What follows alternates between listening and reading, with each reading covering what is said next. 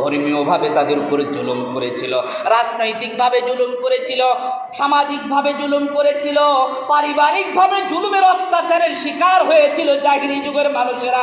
এখান থেকে উদ্ধারের জন্য, এই সমস্ত সিচুয়েশন থেকে বাঁচার জন্য আল্লাহর পক্ষ থেকে বিশ্বনবীর আগমন ঘটল।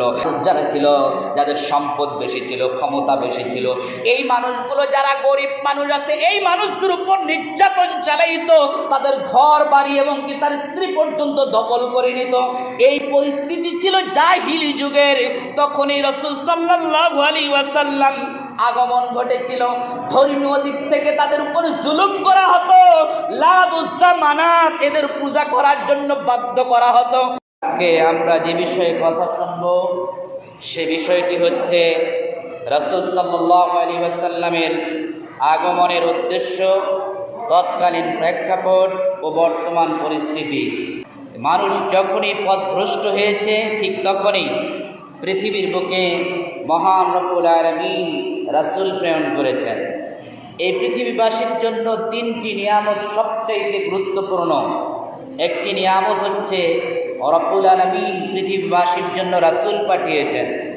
দ্বিতীয় হচ্ছে রব্বুল আলামিন এই রাসূলকেই, যে সকল রাসূল পৃথিবীতে আগমন করেছেন, এই সকল রাসূলের উপরে কিতাব নাজিল করেছেন।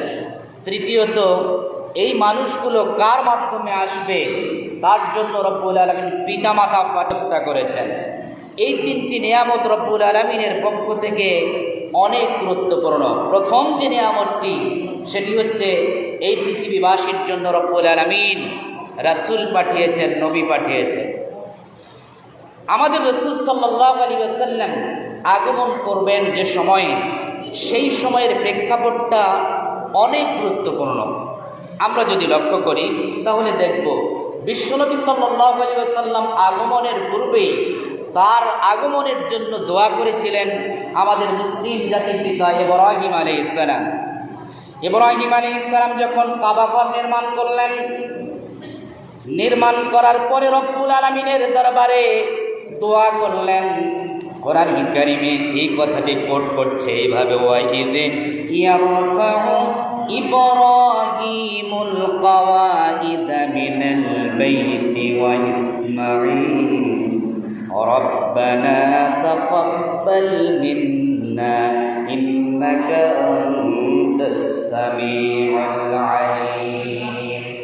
আবার তিনি দোয়া করলেন, স্পেশাল ভাবে দোয়াটি করলেন, যে দোয়াটি কারণে বিশ্বনবী সাল্লাল্লাহু আলাইহি ওয়াসাল্লাম আগমন করেছিলেন।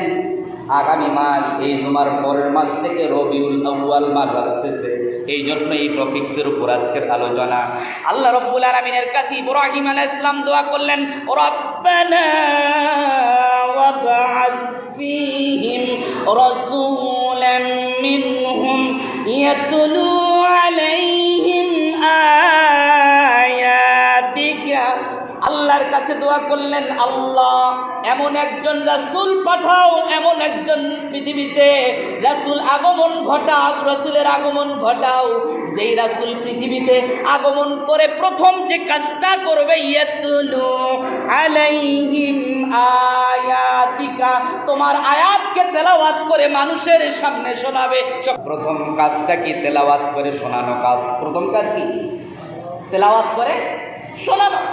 রাসূল আগমনের জন্য ইব্রাহিম আলাইহিস সালাম জাতির পিতা ইব্রাহিম দোয়া করলেন, এমন একজন রাসূল পাঠাও যে পৃথিবীতে আগমন করে আমার জাতির লোকদেরকে প্রথমত যে কাজটি করবে, ইয়াতলু আলাইহিম আয়াতিকা, আমার জাতির লোকদেরকে তেলাওয়াত করে শোনাবে। এই প্রেক্ষাপট যদি আমি আপনাদেরকে বলতে চাই, রাসূলের যুগে যখন রাসূল আগমন করলেন তখনকার পরিস্থিতি কি ছিল? তখনকার পরিস্থিতি ছিল, তখন কোনো কোরআন ছিল না, তখন ধর্মীয় গ্রন্থগুলো খুব কম আকারে ছিল। তখন তাওরাতের বিকৃতি ঘটেছিল, জাবুরের বিকৃতি ঘটেছিল, ইনজিলের বিকৃতি ঘটেছিল। সেই সময়ের রাহবাররা এইগুলোকে বিকৃতি ঘটিয়ে নাচ গান আর বাদ্যযন্ত্র, মদ, জুয়া, লটারির মধ্যে পড়ে গিয়েছিল। আপনাদের সৈয়দপুরে কিছুদিন ধরে লটারি চললো, আপনারাও অনেকে কাটছেন, এরকম এখানে আসেন না? নাই? আসেন না অনেকে? না ইসলামের লটারি হারাম, লটারি কাটতে পারবেন না।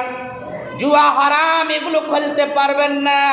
যেমন করে শুকরের গোশত খাওয়া হারাম, তেমনি ভাবে মদ, জুয়া, লটারি হারাম। আপনার মন যদি চায় এগুলো করতে, তাহলে শুকরের গোশত খান, কুকুরের গোশত খান, এর চেয়েও ভালো হবে। অতএব আপনি যদি এগুলো করেন, আপনি এগুলোর মধ্যে যদি পড়ে যান, সমান সমান হবে। শুকরের গোশত খাইলে যেমন গুনাহ হয়, অপছন্দ লাগে, ওগুলো কাজ করলে তেমন গুনাহ হবে। যারা করেছেন আজ থেকে তওবা করেন, জীবনে এরকম লটারিতে অংশগ্রহণ করবেন না। সকলে বলি ইনশাআল্লাহ। লটারি মানুষকে ধ্বংস করে দেয়, লটারি মানুষকে ধ্বংস করে দেয়। গরিব মানুষের খোঁজ দিয়ে দেখেন, একজন ভ্যান চালক, এই ভ্যান চালক দেখবেন 2-4 হাজার টাকা ইনকাম করে এক সপ্তাহের ভিতরে, ওই 2-4 হাজার টাকাই লটারি কেটেছে, ধ্বংস হয়ে গেছে একটা সপ্তাহের জন্য। এরকম আছে না নাই? আছে। কারণ ইসলাম যেটাকে নিষিদ্ধ করেছে ওটাতে কোনোদিন শান্তি আসতে পারে না। যে মানুষটা মদ খায়, যে মানুষটা নেশাগ্রস্ত, যে ছেলেটা নেশাগ্রস্ত, আপনার সমাজের ভিতরে দেখেন ওই নেশাগ্রস্ত ছেলেটা ভালো আছে না মন্দ আছে, ওই ছেলেটার পরিণতি খারাপ না ভালো, আপনার বিবেকেই বলবে ওর পরিণতি খারাপ। করে বলুন ঠিক কিনা? তাহলে ইসলাম যেটাকে নিষেধ করেছে সেটাতে কোনোদিন কল্যাণ হতে পারে না।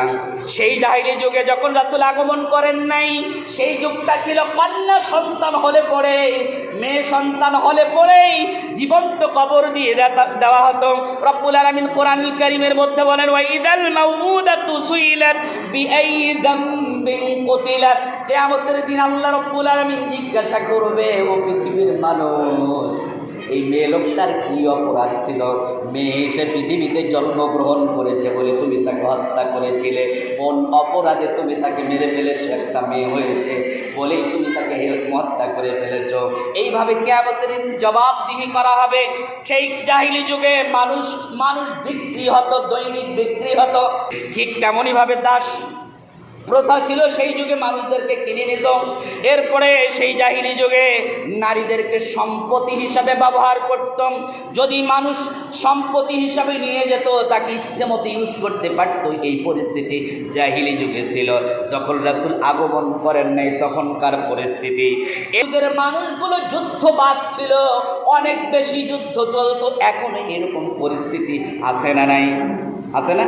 গোটা দেশে গোটা বিশ্বে এরকম চলে। যুদ্ধবাজ নীতি তারা অবলম্বন করত। ছোট্ট একটা কারণে বছর ধরে তারা যুদ্ধ পরিচালনা করত। এমনকি বাসুসের যুদ্ধর বর্ণনা রয়েছে, 40 বছর যাবৎ একটা যুদ্ধ পরিচালিত হয়েছে। এইভাবে তাদের মদ ছিল নিত্যদিনের সঙ্গী, জুয়া ছিল, তারা প্রতিদিনই জুয়ার মত্তই ছিল, জুয়ার আসর বসত তাদের, লটারির প্রচলন ছিল তাদের ভিতরে, হত্যা, চুরি, ডাকাতি, ছিনতাই, ব্যভিচার ছিল নিত্যদিনের কর্ম। ওই দিকে যারা ধনী টাইপের মানুষ যারা ছিল, যাদের সম্পদ বেশি ছিল, ক্ষমতা বেশি ছিল, এই মানুষগুলো যারা গরিব মানুষ আছে, এই মানুষদের উপর নির্যাতন চালাইতো, তাদের ঘর বাড়ি এবং কি তার স্ত্রী পর্যন্ত দখল করে নিত। এই পরিস্থিতি ছিল জাহিলি যুগের। তখনই রাসূল সাল্লাল্লাহু আলাইহি ওয়াসাল্লাম আগমন ঘটেছিল। ধর্মীয় দিক থেকে তাদের উপর জুলুম করা হতো, লাত, উজ্জা, মানাত এদের পূজা করার জন্য বাধ্য করা হতো। জাহিলি যুগে এমন পরিস্থিতি ছিল, কাবা ঘরের ভিতরে 360টা মূর্তি পর্যন্ত রাখা হয়েছিল। ধর্মীয়ভাবে তাদের উপরে জুলুম করেছিল, রাজনৈতিকভাবে জুলুম করেছিল, সামাজিকভাবে জুলুম করেছিল, পারিবারিকভাবে জুলুমের অত্যাচারের শিকার হয়েছিল জাহিলি যুগের মানুষেরা। এখান থেকে উদ্ধারের জন্য, এই সমস্ত সিচুয়েশন থেকে বাঁচার জন্য আল্লাহর পক্ষ থেকে বিশ্বনবীর আগমন ঘটল।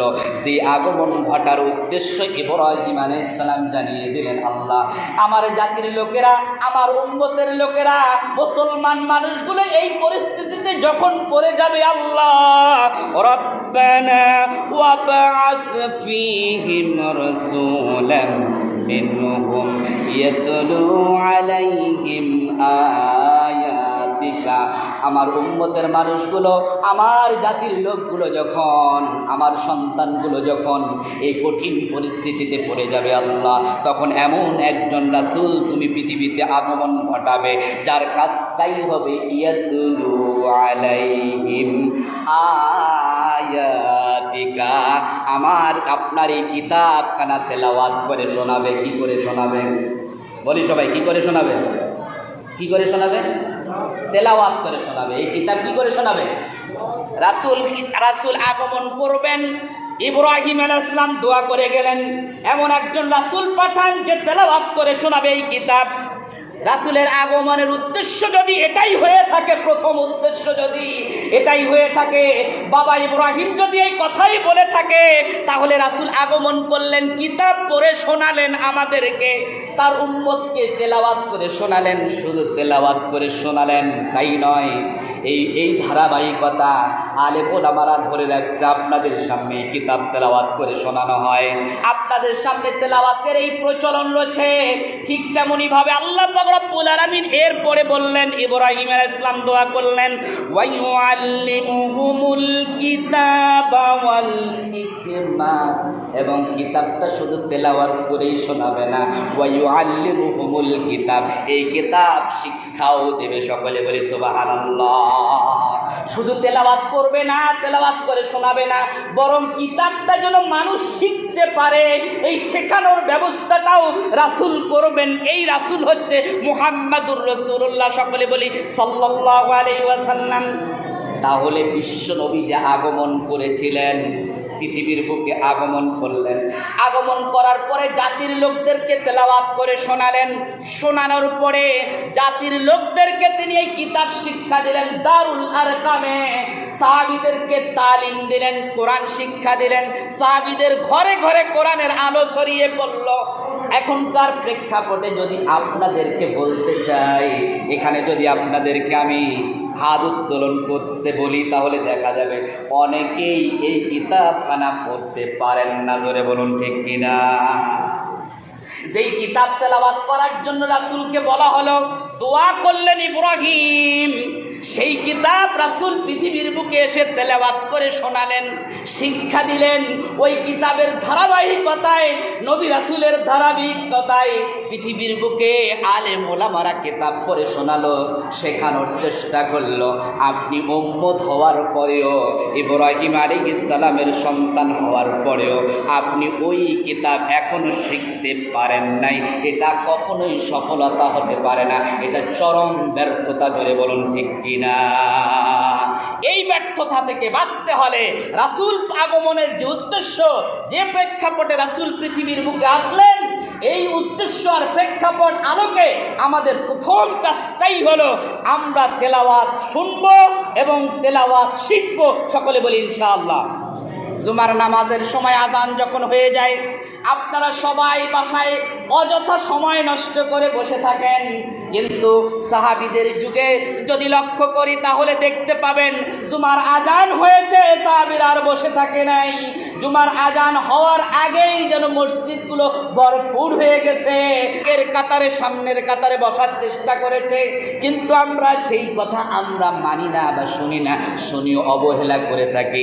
রাসূল পাঠানোর উদ্দেশ্য যদি এটাই হয়ে থাকে যে তেলাওয়াত করে শোনাবে আর শিক্ষা দিবে, তাহলে এখান থেকে মাহরুম হওয়া আমাদের যাবে না। সেই জাহিলি যুগের মানুষেরা উলঙ্গভাবে কাবা তাওয়াফ করত। উলঙ্গপনা ছিল জাহিলি যুগের একটা অনেক বড় একটা কাজ, তারা উলঙ্গপনাকে পছন্দ করত। বর্তমান সময়ে এগুলো আছে, উলঙ্গপনাকে মানুষের হাতে হাতে মোবাইল আর ল্যাপটপ কম্পিউটারের মধ্যে ছড়িয়ে গেছে, এই জাহিলিপনা এখনো আছে। রাসূল যেরকম করে মানুষদেরকে হেদায়েত করেছিলেন, ঠিক তেমনি ভাবে আলেম ওলামারাও হেদায়েত করে যাচ্ছেন। আপনি মানলে আপনার সফলতা, না মানলে কিয়ামতের দিন বাঁচার কোনো উপায় থাকবে না, আলেম ওলামাদেরকে দায়ী করার কোনো উপায় থাকবে না। সেই জাহিলি যুগে জুলুম আর নির্যাতন ছিল, বর্তমান সময়ে জুলুম আর নির্যাতন আছে। এই জুলুম আর নির্যাতন থেকে, আবু জেহেলের নির্যাতন থেকে, উতবা সাইবার নির্যাতন থেকে, তৎকালীন যুগে কাফের মুশরিকদের নির্যাতন থেকে রাসূলকে রাজসিংহাসনে বসিয়ে রাসূলের মাধ্যমে রাষ্ট্র শাসন করার ব্যবস্থা করেছিলেন রব্বুল আলামিন। সকলে বলি সুবহানাল্লাহ। এই জন্য বিশ্বনবী সাল্লাল্লাহু আলাইহি ওয়াসাল্লাম আগমনের যতগুলো উদ্দেশ্য আছে তার মধ্যে আরেকটি উদ্দেশ্য হলো ইবাদতের দিকে ডাকার জন্য পৃথিবীতে নবী রাসূল আল্লাহ পাক পাঠিয়েছেন। কোরআনুল কারীমের ভিতরে আল্লাহ পাক বলেন, পৃথিবীর মানুষ শোনো, ওয়া মা আরসালনা মিন ক্বাবলিকা মির রাসূলিন ইল্লা নূহিয়া ইলাইহি আন্নাহু লা ইলাহা ইল্লা আনা ফা'বুদুন।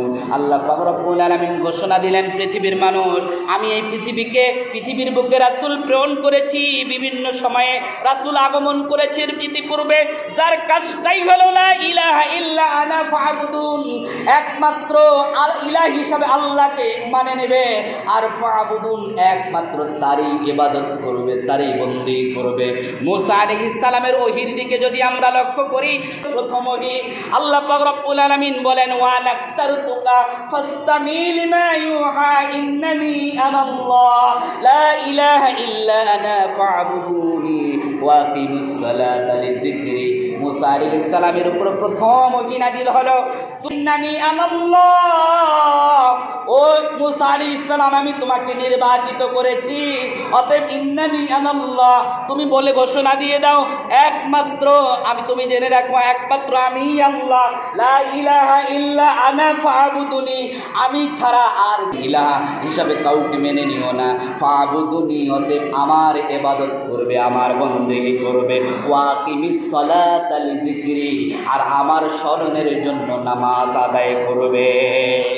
এই যে ঘোষণাগুলো ধারাবাহিকভাবে নবী রাসূলদের উপরে আল্লাহ সুবহানাহু ওয়া তাআলা ঘোষণা দিলেন, তার মানে নবী রাসূল পাঠানোর মূল উদ্দেশ্যটাই হলো আমা খালাকতুল জিন্না ওয়াল ইনসা ইল্লা লিয়াবুদুন, আমি জিন এবং ইনসানকে একমাত্র কেবলমাত্র আমার ইবাদতের জন্য পাঠিয়েছি, আর কোনো উদ্দেশ্য নাই।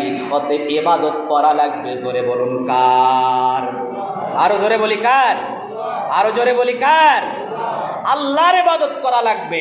আজকে আপনি হয়তো বা বেঁচে আছেন, এখান থেকে কথা বলতেছি, এরপরে মসজিদ থেকে বের হতে পারবো কি পারবো না, গ্যারান্টি আছে নাকি? আছে? আরো জোরে বলুন, আছে? যদি গ্যারান্টি নাই থেকে থাকে, তাহলে আপনি কেন এখনো আল্লাহর এদিকে মনোনিবেশ করলেন না? যদি আপনি বিশ্বাসই করেন, হুজুর এখানে আমরা আছি মসজিদের ভিতরে, কিছুক্ষণের ভিতরে আমাদের জীবনটা চলে যেতে পারে, এক সেকেন্ডেরও ভরসা আমাদের জীবনের নাই, আমরা অল্প সময়ের মধ্যেই চলে যেতে পারি, পৃথিবী তো আমাদের আসল ঠিকানা নয়। ওই সঙ্গীতটা মনে পড়ে, আমি মাঝে মাঝেই যখন একটু মন কোনো বিষয়ে খারাপ থাকে, ওই সঙ্গীতটা আমার ভিতরে যেন গুঞ্জন হয়ে উঠে আসে, আর সঙ্গীতটা গাই, আর চোখ দিয়ে ঝটঝট করে পানি পড়ে। পৃথিবী আমার আসল ঠিকানা নয়, মরণ একদিন কেড়েই নেবে সকল রঙিন পরিচয়। পৃথিবী আমার আসল ঠিকানা নয়। পৃথিবী কি আসল ঠিকানা? জোরে বলুন, আসল ঠিকানা? যদি আসল ঠিকানা নাও হয়ে থাকে, রাসূল পাঠানোর যে উদ্দেশ্য, পৃথিবীর মানুষদেরকে আল্লাহর পথে ডাকবে, ইবাদতের দিকে ডাকবে, ইবাদত করা লাগবে কি লাগবে না? জোরে বলুন, লাগবে কি লাগবে না? লাগবে। আমরা করবো তো ইনশাআল্লাহ। আরো জোরে বলুন ইনশাআল্লাহ। এরপরে কিতাব পাঠিয়েছেন রব্বুল আলামিন হিকমত শিক্ষা দেওয়ার জন্য। এই পৃথিবীতে রাসূল পাঠিয়েছেন হিকমত শিক্ষা দেওয়ার জন্য। রব্বুল আলামিন এই পৃথিবীতে নবী রাসূল পাঠিয়েছেন মানব জাতির রহমতের জন্য, মানুষ যেন নিরাশ হয়ে না যায়। ওয়া মা আরসালনাকা ইল্লা রাহমাতাল লিল রব্বুল আলামিন ঘোষণা দেন, পৃথিবীতে রাসূল আপনাকে পাঠিয়েছি গোটা মানব জাতির, গোটা বিশ্ববাসীর জন্য রহমত হিসাবে। এই পৃথিবীতে ন্যায় বিচার প্রতিষ্ঠার জন্য রাসূলকে পাঠিয়েছিলেন। যেখানে আবু জেহেল্লা ন্যায় বিচার দেয় নাই, যেখানে আবু জেহেল্লা সব সময় মানুষদের উপর নির্যাতন করেছে, নিষ্পেষণ করেছে, সেই যুগের পরিক্রমায় পৃথিবীর বুকে যুগে যুগে নির্যাতন হয়েছে, নিষ্পেষণ হয়েছে, জেল জুলুম হয়েছে। আবু জেহেল মার্কা মানুষগুলোকে সচেতন করার জন্য, আবু জেহেল মার্কা মানুষগুলোকে সচেতন করিয়ে আবু জেহেলের জুলুমের শিকার যে সকল মানুষেরা হয়েছিল, যুগে যুগে এরকম জুলুমের শিকার যারা হবে তাদেরকে ন্যায় বিচার দেওয়ার জন্য রব্বুল আলামিন যুগে যুগে রাসূল পাঠিয়েছেন। ঠিক তেমনি ভাবে আলেম ওলামাদেরকে এই জন্য রব্বুল আলামিন ঘোষণা দিয়েছেন, পৃথিবীর মানুষ শোনো, লাকাদ আরসালনা রুসুলুনা বিল বাইয়িনাতি ওয়া আনজালনা মাআহুমুল কিতাব وأنزلنا معهم الكتاب والميزان।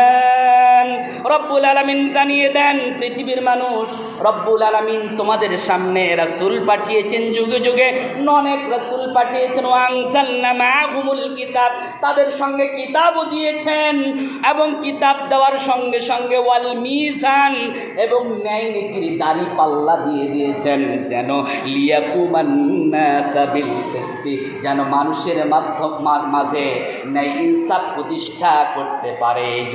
আমাদের কিতাব শুনবো, 2 নম্বর হচ্ছে অর্থাৎ আলেম ওলামাদের আলোচনা শুনবো, 2 নম্বর আমরা কোরআন শিখবো, 3 নম্বর ওয়াল হিকমাতা, কোরআন হাদিসের জ্ঞান, গরিমা প্রজ্ঞাপন্ন কথা শুনবো, ওয়াসাক্কিহিম, নিজেকে পবিত্র রাখার চেষ্টা করব।